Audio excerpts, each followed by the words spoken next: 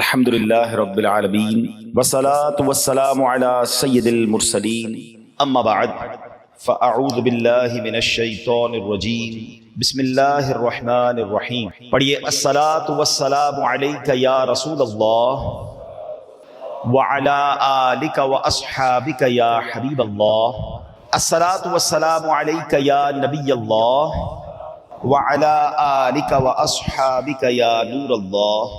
درود پاک پڑھنے کے بے شمار فضائل و برکات ہیں۔ عام دنوں میں بھی درود پڑھنا بڑی برکتیں لاتا ہے، مگر سبحان اللہ جمعہ کے دن درود پاک پڑھنے کی کیا بات ہے۔ سرکار دو عالم صلی اللہ تعالیٰ علیہ وسلم فرماتے ہیں، اس کا مضمون ہے کہ جو کوئی شخص جمعہ کے دن 200 بار درود پاک پڑھے اس کے 200 برس کے گناہ معاف کر دیے جاتے ہیں۔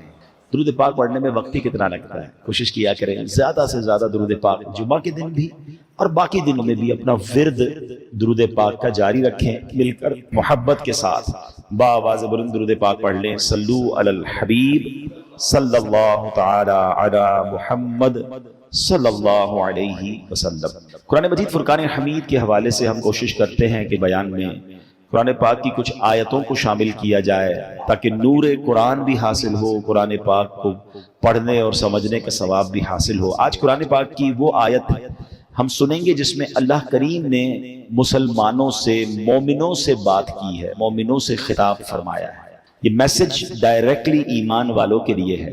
چنانچہ پارہ نمبر 4 سورہ آل عمران آیت نمبر 102 میں ہمارا رب ہم سے کیا فرما رہا ہے؟ یا ایھا الذین آمنوا اتقوا اللہ حق تقاتہ ولا تموتن الا وانتم مسلمون۔ بڑی شارٹ مختصر آیت ہے مگر خوبصورت پیغام۔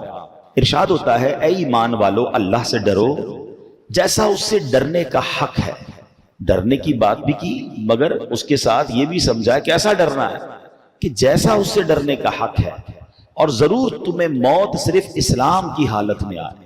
بڑی کمال کی بات ہوئی، اپنے آپ سے ڈرنے کا بھی رب فرما رہا ہے کیسا ڈرنا ہے جیسا اس کا حق ہے، اور پھر یہ بھی فرمایا کہ بغیر مسلمان نہ مر جانا، ایمان سلامت لے کر دنیا سے جانا ہے۔ یعنی اس ایک آیت میں سبحان اللہ تقوی کا بھی بیان، اللہ سے ڈرنے کا بھی بیان، اور ساتھ ایمان سلامت لے کر دنیا سے جانا ہے۔ اس کا مطلب ساری زندگی بھی اپنے ایمان کو سنبھالنا ہے، مرتے وقت بھی سنبھالنا ہے، اور انشاءاللہ قبر میں بھی لے کے جانا ہے۔ اب ذرا دو باتیں سمجھنی ہے کہ تقوی کس کو کہتے ہیں۔ اللہ سے ایسے ڈرو جیسا ڈرنے کا حق ہے۔ اس آیت میں یہ فرمایا حق کا تقاتہ، جیسا ڈرنے کا حق ہے۔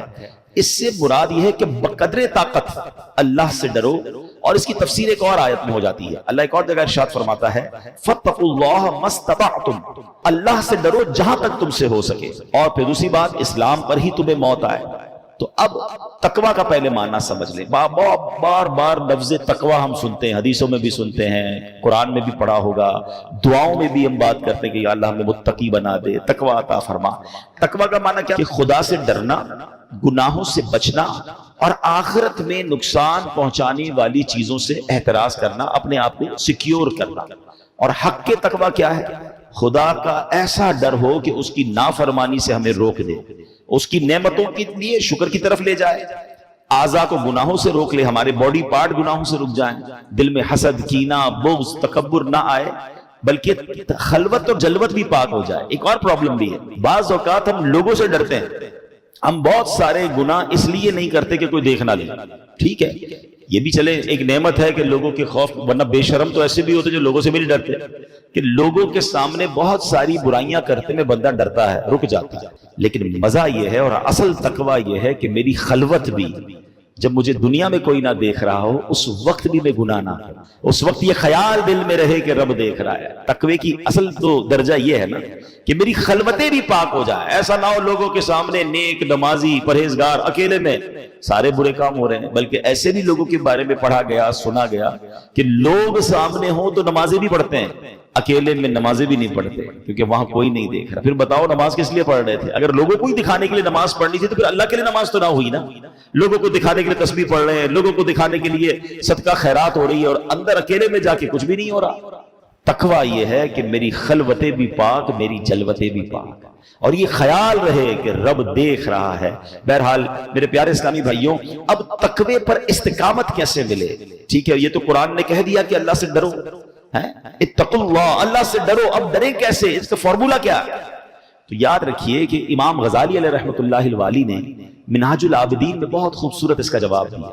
جو آپ نے فرمایا اس کا خلاصہ یہ ہے کہ تقویٰ کے لیے بنیادی بات کیا ہے؟ the basic thing for تقویٰ، کہ انسان اپنے نفس کی مخالفت میں اس بات کا پکا ارادہ کر لے کہ نفس کو گناہوں سے باز رکھے گا، غیر ضروری حلال اشیاء کا بھی بہت استعمال نہیں کرنا ہوتا، بہت زیادہ کھانا، بہت زیادہ سونا، بہت باتیں کرتے رہنا، کہتے ہیں نا قلیل الکلام قلیل الطعام قلیل المنام، آرام بھی تھوڑا، کھانا بھی تھوڑا اور باتیں بھی تھوڑی، یہ متقی لوگوں کا طریقہ، اللہ کے نیک بندوں کا طریقہ۔ زیادہ کھانے والا پھر زیادہ شہوتوں کی طرف جاتا ہے، زیادہ بولنے والا زیادہ غلطیاں کرتا ہے، زیادہ سونے والا پھر وہ سستی اور کاہلی کی طرف چلا جاتا ہے۔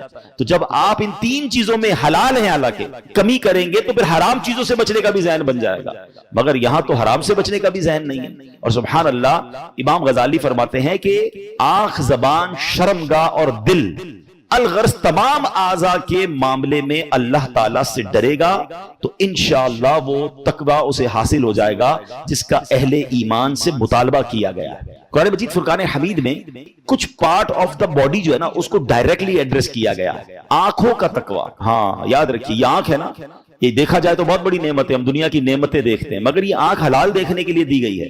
یاد رکھیے پہلے آنکھ بہکتی ہے، پھر دل بہکتا ہے، پھر شرمگاہ بہکتی ہے، پھر انسان حرام کی طرف جاتا ہے۔ آنکھوں کی بدکاری کہا گیا حرام دیکھنے کو، ایک تو وہ بدکاری ہے نا جو حرام جہنم میں لے جانے والا کام، بہت برا کام، اللہ بچائے اس سے، مگر آنکھوں کو بھی بدکاری سے بچانا۔ قرآن کہتا ہے مسلمان مردوں کو حکم دو کہ اپنی نگاہیں کچھ نیچی رکھیں اور اپنی شرمگاہوں کی حفاظت کریں، یہ ان کے لیے زیادہ پاکیزہ ہے، بے شک اللہ ان کے کاموں سے خبردار ہے۔ بڑا شارٹ حکم ہے، مختصر ہے مگر خوبصورت اس کے معنی ہے۔ پہلے نمبر پر اس میں ادب اور بہترین تہذیب سکھائی جا رہی ہے کہ مومنین کو چاہیے کہ اپنی آنکھیں کچھ نیچی رکھیں، ادھر ادھر ہر چیز دیکھنا ہے، بے پردہ خواتین بھی دیکھنی ہے، موبائل فون پر بھی بری چیزیں دیکھنی ہے، ٹیلی ویژن پر اور نہ جانے کیا کیا دیکھنا ہے۔ قرآن کہتے ہیں آنکھوں میں حیا ہونی چاہیے، نگاہیں نیچی ہونی چاہیے، اور سبحان اللہ اس بات سے خبردار بھی کیا کہ یہ ستھرا ہے، نیکیوں کو بڑھانے والا اور زیادہ کرنے والا ہے۔ جو برے چیزیں دیکھتا ہے پھر اس کا دل نیکیوں میں نہیں لگ رہا ہوتا، اس کا دل پھر انہی خیالات میں گم رہتا ہے۔ دل پاکیزہ خیالات کیسے لائے گا جب آنکھیں پاک ہوں گی؟ آنکھیں غلط دیکھ رہی ہیں، کان غلط سن رہے ہیں تو پھر دل و دماغ میں بھی وہی چل رہا ہوتا ہے۔ اگر آپ چاہتے ہیں کہ میرے دل و دماغ میں، مثال دیتا ہوں، اس کو آپ ایگزامپل کے طور پہ سمجھ لیں، آپ نے کبھی کسی محفل نعت میں شرکت کی، یا کہیں آپ نے تلاوت قرآن اچھے کسی قاری صاحب سے سنی، یا آپ نے کوئی اچھا سا بیان سنا، کسی پروگرام میں آپ گئے، دینی پروگرام، آج بھی آپ آئے ماشاءاللہ، تھوڑی دیر کے بعد بھی کبھی کبھی زبان پر وہی نعت آ رہی ہوتی ہے، ذہن میں وہی تلاوت گونج رہی ہوتی ہے، دل میں وہی بیان والی باتیں آ رہی ہوتی، کیوں؟ آنکھوں نے دیکھا پاک، کانوں نے سنا پاک، ٹھیک ہے نا، تو دل میں خیال کون سے آئے؟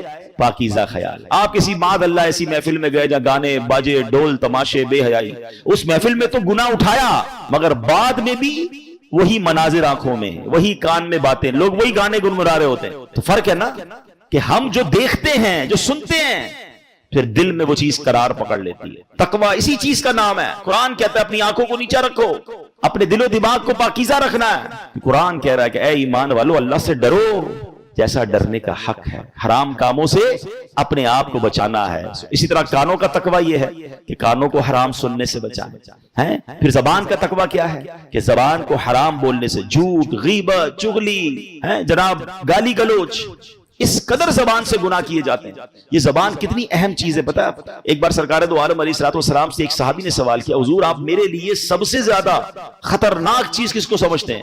سب سے زیادہ کس چیز کی احتیاط کرنی چاہیے؟ حدیث کا خلاصہ عرض کر رہا ہوں۔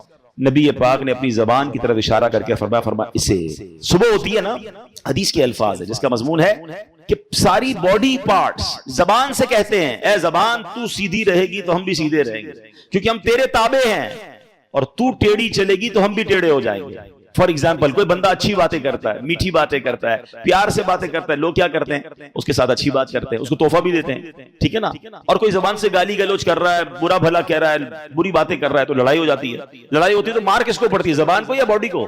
غلطی زبان کرتی ہے، پٹائی اعضا کی ہوتی ہے، تو اعضا ہی اس کو کہہ رہے ہوتے ہیں، باڈی پارٹس کہہ رہے ہوتے ہیں تیری مہربانی سیدھی چلنا ورنہ ہم ٹیڑھے ہو جائیں گے۔ تو یہ وہ زبان ہے۔ آپ دیکھیں ہمارے کسی بھی باڈی پارٹ پر پہرے نہیں لگائے گئے، زبان پر 32 پہرے دار بٹھائے گئے، 32 دانت ہے، پیچھے زبان ہے، مگر وہ 32 چوکیداروں کا پہرا توڑ کر نکلتی ہے اور ایسی چلتی ہے کہ کسی کا دل توڑ دیتی ہے، کسی کی جناب گھر توڑوا دیتی ہے، کسی کی پارٹنرشپ ختم ہو جاتی ہے، کوئی بچپن کے دوست جدا ہو جاتے ہیں۔ ہے بڑی نعمت زبان، ہاں نعمت بھی بہت بڑی ہے۔ ذرا مل کر کہیے سبحان اللہ، اب کہیے الحمدللہ، اب کہیے اللہ اکبر۔ جب میں نے آپ کو یہ وظائف پڑھائے تھے تو ہماری گھڑی میں 2:43 تھے، اب بھی اتنے ہی ہیں، یعنی 1 منٹ بھی پورا نہیں ہوا، مگر بیٹھے بیٹھے ہم سب نے سبحان اللہ میرے نبی علیہ الصلوۃ والسلام کی حدیث کے مطابق 3 جنت میں درخت لگا لیے ہیں۔ نبی پاک فرماتے ہیں جو ایک بار سبحان اللہ کہے اس کے جنت میں درخت لگ جاتا ہے، ایک بار الحمدللہ کہے جنت میں درخت، ایک بار اللہ اکبر کہے جنت میں درخت۔ آپ درود پاک پڑھیں تو ہر درود پاک پر 10 نامہ اعمال میں نیکیاں لکھی جائیں گی، 10 گناہ معاف، 10 درجے بلند ہو رہے ہیں، زبان سے ہی نیکیاں ہیں نا، وداؤٹ اینی ایفرٹ، کوئی محنت نہیں ہو رہی، نیکیوں کا انبار لگی جا رہا ہے۔ کلمہ پاک پڑھیں، حدیث پاک میں آتا ہے افضل الذکر لا الہ الا اللہ، پڑھتا جائے بندہ کلمہ پاک، اتنی نیکیاں میں کم۔ قرآن پاک پڑھے، ہر لفظ پر نیکی مل رہی ہے، ہر حرف پر نیکی مل رہی ہے۔ یہ وہ زبان ہے، مگر یہی وہ زبان ہے کہ جب گناہ کے لیے چلتی ہے، یہ جھوٹ بولتی ہے، تو فرمایا بندہ جب جھوٹ بولتا ہے تو اس سے اتنی بدبو نکلتی ہے کہ رحمت کا فرشتہ 1 میل دور ہو جاتا ہے۔ جب یہ زبان دل آزاری کرتی ہے تو گناہ کبیرہ ہو جاتا ہے۔ تو کہتے نا تلوار کا وار وہ سہا جا سکتا ہے، وہ بعد میں ٹھیک ہو سکتا ہے، مگر زبان کا وار پھر ٹھیک نہیں ہوتا ہے، دل کرچی کرچی ہو جاتا ہے۔ خدارا زبان کا تقوی یہ ہے کہ اس کو حرام سے بچائیں۔ یہ زبان جنت میں بھی آپ کو لے جا سکتی ہے، یہی زبان جہنم میں لے جا سکتی ہے۔ اور آگے کیا فرمایا؟ مت مرنا مگر مسلمان۔ کیا کہا؟ اے ایمان والو ولا تموتن الا وانتم مسلمون، مرنا نہیں، مرنا ہے تو پھر مسلمان مرنا ہے، ایمان کے ساتھ دنیا سے جانا ہے۔ سبحان اللہ، قرآن سمجھا رہا ہے کہ ایمان کی فکر کرو، ایمان سلامت لے کے جانا۔ اچھا یہاں بھی زبان کا بڑا کردار ہے۔ آپ کو پتا ہے کہ ایمان بھی زبان کی بے احتیاطی سے جا سکتا ہے۔ ہاں دیکھیں نا، کوئی 70 سال تک غیر مسلم رہے، اللہ کو نہ مانے، اس کے نبی کو نہ مانے معاذ اللہ، اور اس کے بعد صدق کے دل سے ایک بار کلمہ پاک پڑھ لے، زبان سے ہی پڑھے گا نا لا الہ الا اللہ محمد الرسول اللہ صلی اللہ تعالی علیہ وسلم، تو کیا ہوگا؟ وہ کفر سے نکل کر مسلمان ایمان میں داخل ہو جائے گا اور اس کے پچھلے سارے گناہ معاف ہو جائیں گے۔ ہاں جب بندہ کلمہ پڑھتا ہے نا، کوئی مسلمان ہوتا ہے، کوئی ایسا مجھے سن رہا ہے جو اسلام قبول نہیں کیا، اس نے اسلام قبول کیجئے، یہ ایسی نعمت ہے کہ جیسے ہی آپ اسلام قبول کریں گے پچھلے سارے گناہ معاف ہو جائیں گے۔ یہ ہے زبان۔ لیکن اے مسلمانوں، اس کا بے دریغ استعمال نہ کریں، بے خوف استعمال نہ کریں، کہ اگر زبان سے کوئی ایسا کلمہ جاری ہوا جو کلمہ کفر ہوگا، پھر یہ بھی ہو سکتا ہے کہ بندہ بے شک 70 سال مسلمان رہا، اگر ایسا جملہ نکل گیا جس سے رب ناراض ہو گیا اور وہ کلمہ کفر ہوا، تو پھر بندہ ایمان سے بھی ہاتھ دھو بیٹھ سکتا ہے، اس کا خاتمہ ایمان پہ نہیں ہوگا۔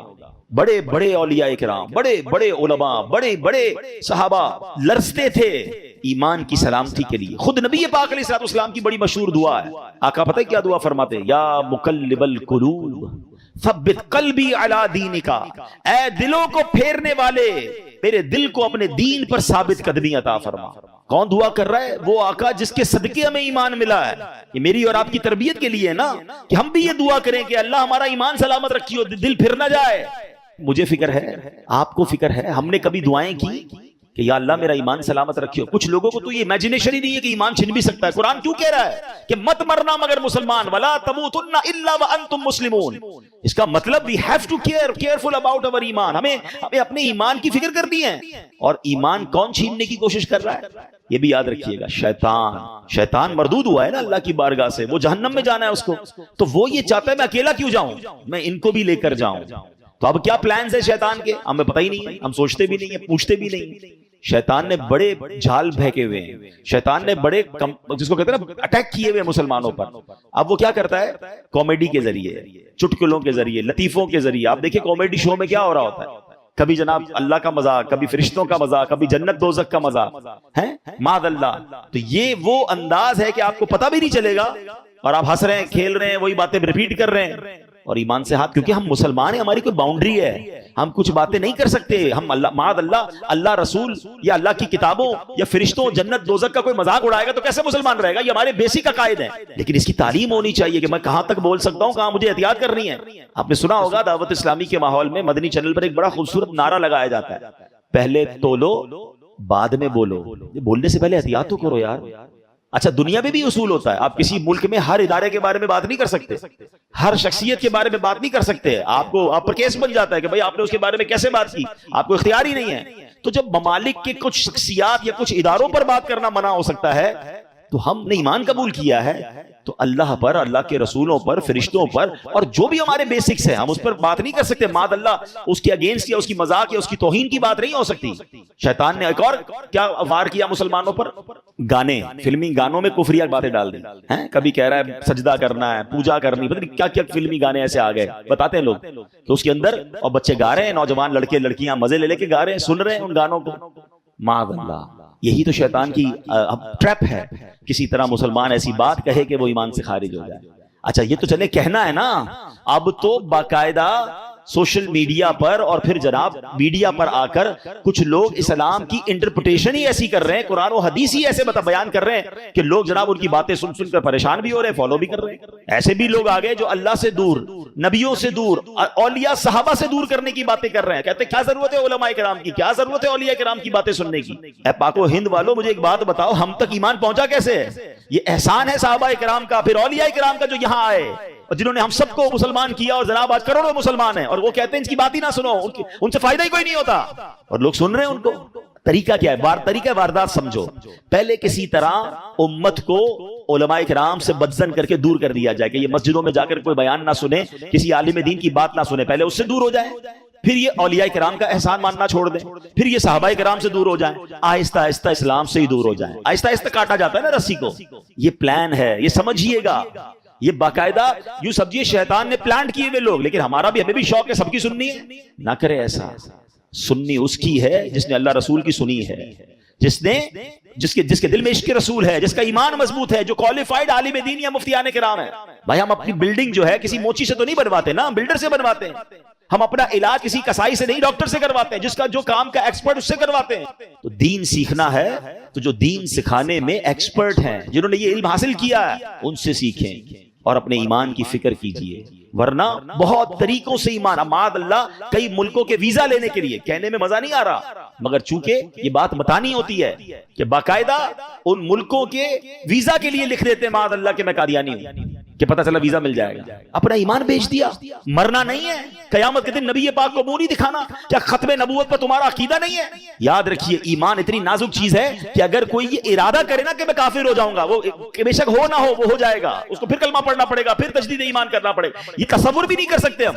دعا کرو کہ اللہ کبھی ایک سیکنڈ کے کروڑویں حصے کے لیے بھی ہمارا ایمان ہم سے جدا نہ ہو اور ہم ایمان سلامت لے کر اپنی قبر میں جائیں. کیونکہ یاد رکھیے گا ایمان پاسپورٹ کی حیثیت رکھتا ہے. اگر آپ کے پاس ایمان ہی نہیں نا تو ساری نمازیں, روزے, حج, عمرے, سخاوتیں, زکات سب زیرو ہو جائے گا. اگر ایمان ہے تو پھر انشاءاللہ آگے سارے معاملات آسان ہو جائیں گے. قرآن کہہ رہا ہے نا, میں نے آج آپ کو قرآن کی آیت پڑھ کے سنائی ہے, کیا ایمان والو نہیں مرنا مگر مسلمان, یعنی اپنا ایمان سلامت لے کر جانا ہے. تو آج قرآن پاک کی ان مبارک آیتوں میں ہمیں دو میسج ملے ہیں کہ اللہ سے ڈرنا ہے جیسا ڈرنے کا حق ہے, اور اپنا ایمان سلامت کر رکھنے کی فکر کرنی ہے. اور یہ اس کو آرڈنری نہ لیں. میں نے آپ کو ولیوں کے واقعات سنائے نا, ایک آخری حدیث سنا دیتا ہوں.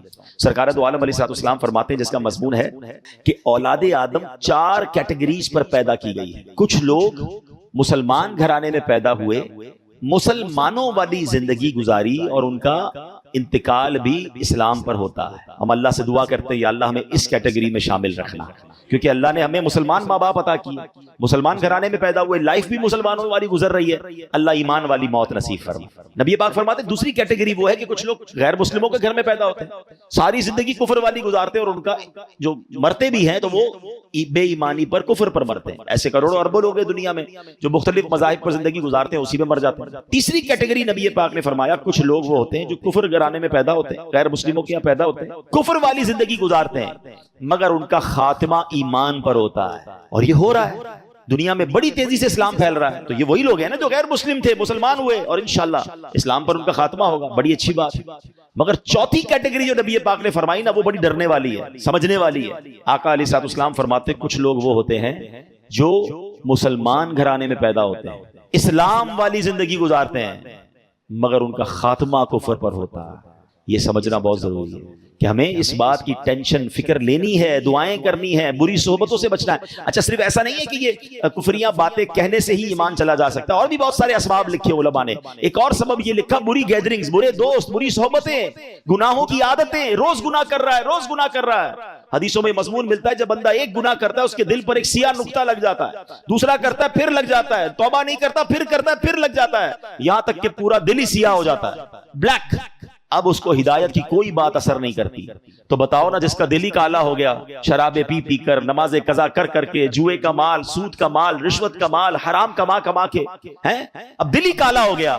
ایسے لوگوں کو پھر مسجد میں سکون بھی نہیں آتا، نماز کے لیے بھی نہیں آتے، اچھی بات کرو تو سمجھ نہیں آتی۔ فرمایا ایسے بندے کا ڈر ہے کہ مرتے وقت ایمان واپس لے لیا جائے۔ اللہ ایمان سلامت رکھے، اپنی صحبتیں اچھی کریں، اپنی عادتیں اچھی کریں، گناہ ہو جائے تو فوراً توبہ کریں، گناہ کی عادت نہ ڈالیں۔ اگر دل سیاہ ہو گیا تو پھر کہیں ایمان ہمارے ہاتھ سے نہ چلا جائے۔ اللہ سے دعا کرتے ہیں کہ رب کریم اس مبارک مہینے کے صدقے ہم سب کے ایمانوں کی حفاظت فرمائے، ہمیں جب تک زندہ رکھے، ایمان کی حالت میں زندہ رکھے، اور جب آخری وقت آئے تو کلمے والی، ایمان والی، عافیت والی، اور کاش ایسا کرم ہو جائے کہ مدینے والی موت نصیب ہو جائے، جنت البقیع ہم سب کا مقدر ہو جائے، آقا کے قدموں میں، آقا کے جلووں میں ہمیں ایمان اور عافیت والی موت ملے۔ سورہ فاتحہ 100 مرتبہ پڑھ کر جو دعا مانگی جائے وہ قبول ہوتی ہے۔ سورہ بقرہ کی تلاوت سے شیطان گھر سے بھاگ جاتا ہے۔ آیت الکرسی پڑھنے سے محتاجی دور ہوتی ہے۔ سورہ کہف کو ہمیشہ پڑھنے والا دجال کے فتنوں سے محفوظ رہے گا۔ والدین کی قبر پر ہر جمعہ سورہ یاسین کی تلاوت کرنے سے اس کی حروف کی تعداد کے برابر ان کے گناہ بخش دیے جاتے ہیں۔